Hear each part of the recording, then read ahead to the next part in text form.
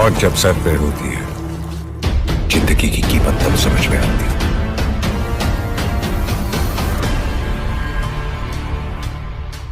आपके सोने का कैरेट हमारे कैरेक्टर को खराब नहीं कर सकता।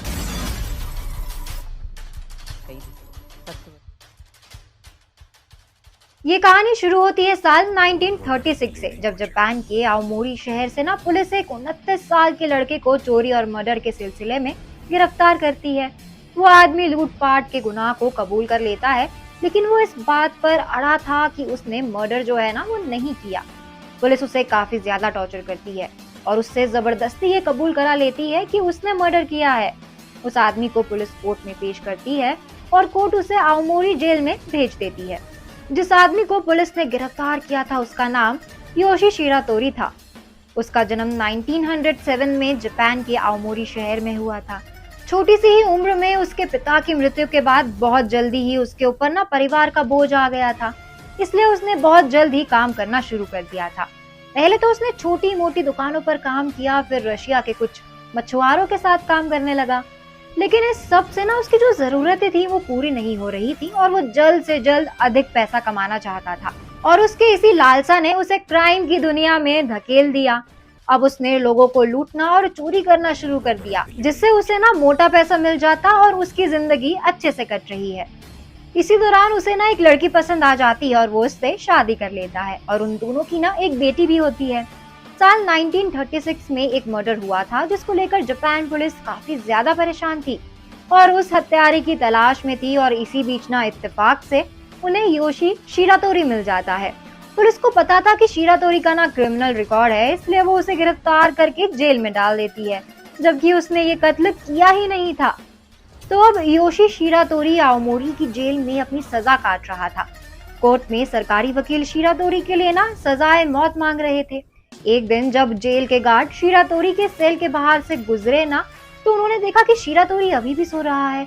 हर जेल के ना कुछ कायदे कानून होते हैं जिसमें कैदियों को समय पर सोना और उठना होता है। शिरातोरी हर दिन उस रूल को फॉलो करता था, लेकिन उस दिन ना वो देर तक सो रहा था, जिससे कि गार्ड को ना शक हुआ और वो उसके सेल में जाकर उसकी चादर जो है वो खींचता है। लेकिन वो देखकर शॉक्ड हो जाता है कि चादर के नीचे ना सिर्फ तकिया था, शिरातोरी नहीं। दरअसल जब शिरातोरी को जेल में लाया गया था ना, तो उसके साथ बहुत बुरा व्यवहार किया जाता था। पुलिस उसे बहुत टॉर्चर करती थी और उसके साथ गाली गलौज भी किया करती थी। इसके साथ ही कोर्ट में भी सरकारी वकील ना उसे सजाए मौत की मांग कर रहे थे, उस जुर्म के लिए जो उसने कभी किया ही नहीं। इसलिए वो वहां से ना भागने का प्लान बनाता है। जब शिरातोरी को जेल में लाया गया था ना, तो उसने पहले के 1 महीने वहां के गार्ड पर नजर रखी।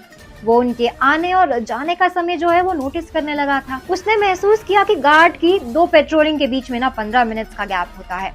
तो वो डिसाइड करता है कि इन्हीं 15 मिनट्स के अंदर ना उसे अपने सेल से निकलकर भागना होगा।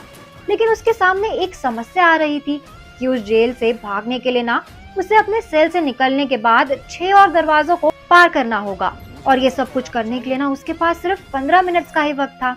शिरातोरी जेल से भागने का प्लान बना ही रहा था कि तभी उसकी नजर ना उसके सेल के सामने वाले सेल पर पड़ती है। वो नोटिस करता है कि उस कैदी को भी ना पुलिस काफी टॉर्चर कर रही है। वो उससे बात करने की कोशिश करता है।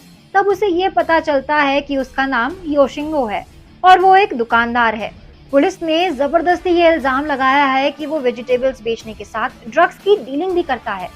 जब उसने अपने ऊपर लगे इन इल्जामों का विरोध किया तो पुलिस ने उसे काफी टॉर्चर किया। शिरातोरी को योशिंगो की बात सुनकर ना काफी दुख होता है।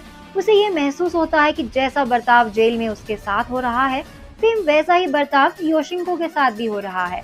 वो योशिंगो से वादा करता है कि वो उसके साथ उसे भी जेल से निकाल देगा। शिरातोरी योशिंगो को अपनी जेल से भागने वाले प्लान के बारे में सब कुछ बताता है और योशिंगो उसका साथ देने के लिए तैयार हो जाता है। वो अपनी सबसे बड़ी काबिलियत का इस्तेमाल करता है, जो कि था ताला खोलना। शिरातोरी किसी भी छोटे तार की मदद से ना कुछ ही सेकंड्स में ताला खोल सकता था। उसने अपने नहाने वाले बकेट का ना तार निकाला और एक दिन रात के 3 बजे जब गार्ड उसके सेल के सामने से गुजरा, तो वो अपने बिस्तर पर तकिया रखकर उसे चादर से ढक देता है। सबसे पहले तो वो अपने सेल का लॉक खोलता है और उसके बाद योशिंगो के सेल का लॉक खोलता है। फिर वो योशिंगो को लेकर छुपके से वहां से निकलता है। जेल से उनके जाने के वक्त ना सब सो रहे होते हैं, इसलिए उन दोनों के बारे में ना किसी को पता भी नहीं चलता। शिरातोरी एक एक करके दरवाजों के लॉक को ना तार की मदद से खोल देता है और उन्हें वापस से बंद भी कर देता है, ताकि किसी को भी शक ना हो कि उन लॉक्स को खोलकर बाहर कोई गया हो। जब वो लोग लॉकर रूम को पार करते हैं ना, तो देखते हैं कि जेल का जो मेन गेट है वो तो बंद है। योशिंगो डर जाता है कि अब वो लोग बाहर कैसे निकलेंगे, लेकिन तभी शिरातोरी ना अपना दिमाग लगाता है। वो देखता है कि कुछ ही दूर पर ना एक ट्रक खड़ा है जिसमें कैदियों के लिए खाना आता है।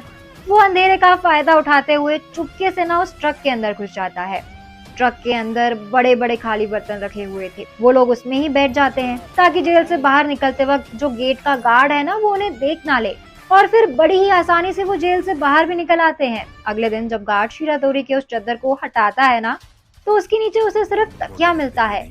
इस बात से पूरे जेल में ना हड़कंप मच जाता है, लेकिन किसी का भी ध्यान योशिंगो के सेल पर नहीं जाता, क्योंकि उसने चादर भी नहीं ढकी थी। सबको लगता है कि सिर्फ एक कैदी फरार हुआ है। उसके बाद जापान पुलिस पूरे शहर में ना शिरातोरी को ढूंढने लगती है, लेकिन तब तक शिरातोरी और योशिंगो आओमोरी से काफी दूर निकल जाते हैं और आओमोरी के ही एक शहर नाका में अपना भेष बदल कर रहने लगते हैं। शिरातोरी अपने परिवार को भी वहाँ बुला लेता है, और जो योशिंगो था वो अनाथ था, इसलिए अब वो शिरातोरी के साथ ही रहने लगा था। दोनों अब एक साथ मिलकर ना एक दुकान चलाते थे। नाका उस समय इतना डेवलप भी नहीं था, इसलिए कोई उन्हें पहचान भी नहीं पा रहा था, और इस तरह से शिरातोरी ने अपनी और योशिंगो की जान बचाई। ऐसे ही एक कैदी की कहानी हमें अजय देवगन की आने वाली फिल्म भोला में दिखाई जाने वाली है। तो हमारी आज की ये कहानी यहीं खत्म होती है। आपको ये कहानी कैसी लगी हमें कमेंट करके जरूर बताएं। आज के लिए बस इतना ही। अब मैं पूर्णिमा लेती हूँ आप सभी से इजाजत। ये वीडियो पसंद आया हो तो इसको लाइक और शेयर करें, साथ ही सब्सक्राइब करना ना भूलें बॉलीग्राड स्टूडियोज को। वो दर्द दिल्ली नहीं पहुंचेगा।